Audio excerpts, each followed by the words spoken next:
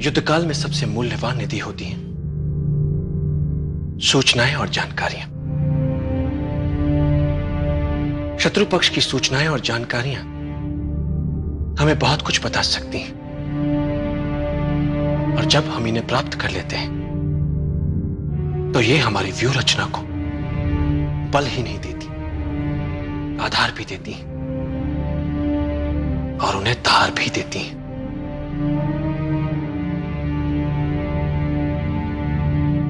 सामरिक महत्व की असरदार सूचनाओं के बल पर बड़े से बड़े युद्धों के परिणाम बदल जाते हैं।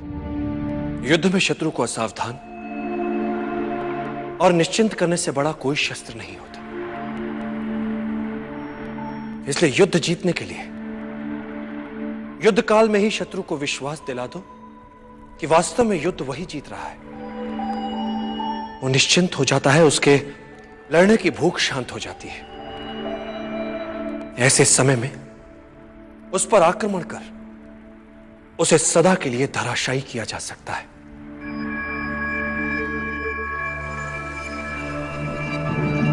सदैव याद रखो, युद्ध कला को मुख्य 5 तत्व नियंत्रित करते हैं।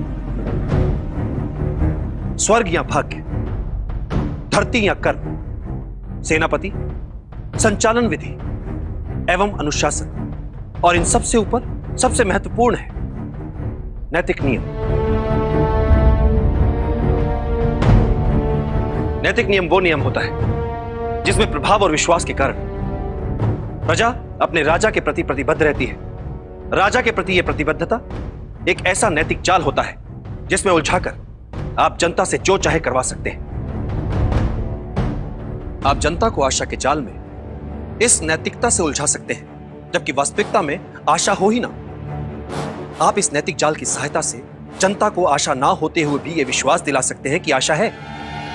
इस तरह से आप उनके स्वाभिमान को उकसा सकते हैं, उनके आत्माभिमान को उबार सकते हैं कि वे अपने लिए अन्य विकल्पों के होने के उपरांत भी आपके लिए अपने प्राण तक न्यौछावर करने के लिए तत्पर हो जाते हैं।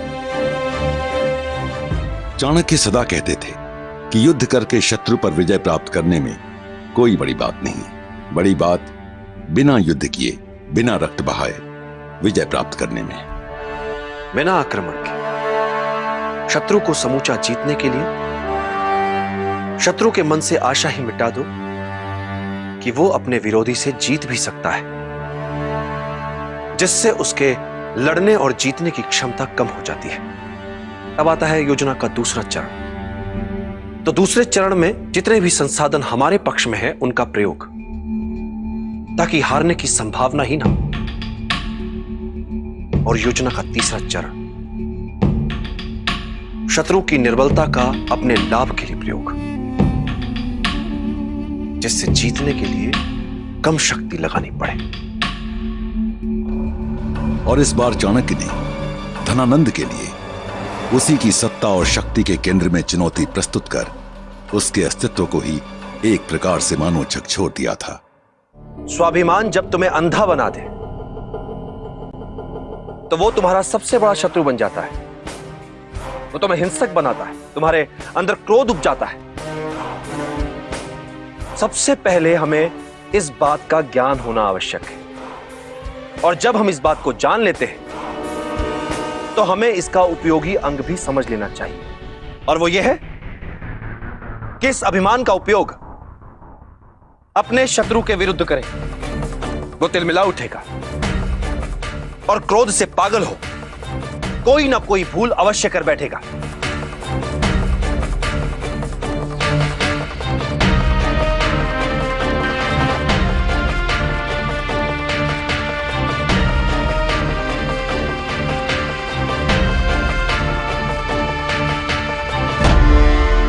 युद्ध कौशल युद्ध नीति का प्रतिबिंब है। युद्ध नीति युद्ध के लिए यथोचित युद्ध योजनाओं के लिए निर्माण का आधार होती है। किसी भी युद्ध या युद्ध जैसी स्थिति के लिए सफलता हेतु प्रमुख 10 बिंदु होते हैं। युद्ध के लिए यथोचित योजना,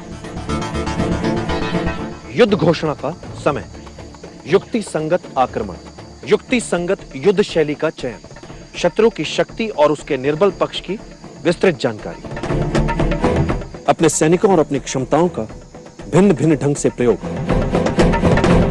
आक्रमण की चालों में चपलता से बदलाव, युद्ध के समय अपने आसपास के भूगोल की पूरी जानकारी।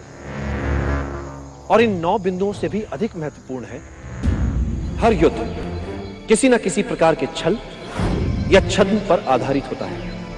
यदि तुमने अपने शत्रु के विरुद्ध एक अच्छी योजना बनाई है, तो यह मानकर चलो उसने भी तुम्हारे विरुद्ध उससे भी अच्छी योजना बनाई होगी। युद्ध में वही योद्धा सफल हो पाता है जो अपने शत्रु की सभी योजनाओं को भांप लेता है और फिर उत्कृष्ट छद्म बना पाता है।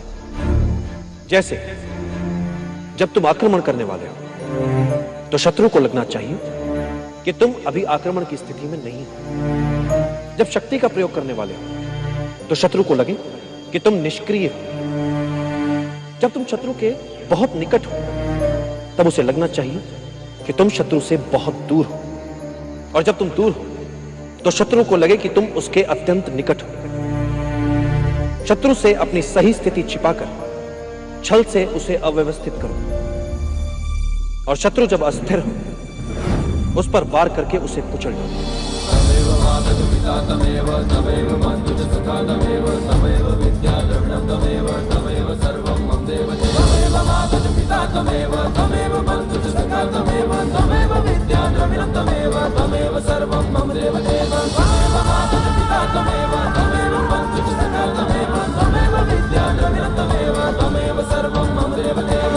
मैं किसी युद्ध में उलझना नहीं चाहता, किंतु मगध जैसे साम्राज्य में यदि हम उनसे बिना लड़े अपने आप को बचा नहीं पाए, ऐसे में मगध से सीधे युद्ध के अतिरिक्त हमारे समक्ष और कोई विकल्प नहीं बचता। इस युद्ध का सबसे बड़ा संकट, सबसे बड़ी समस्या है हमारे अंदर बैठा भय, अज्ञात से भय जो अतार्किक है, क्योंकि अज्ञात जैसी बात होती ही नहीं है। बातें मात्र कुछ समय के लिए हमसे छिपी हुई हो सकती हैं, कुछ समय के लिए हो सकता है कि हम उन्हें समझ न पाए, तो इससे भय क्यों पाले मन? यह तो संकेत है इस बात कि चलो शत्रु के सामर्थ्य के बारे में और जानो और जानो और जानो।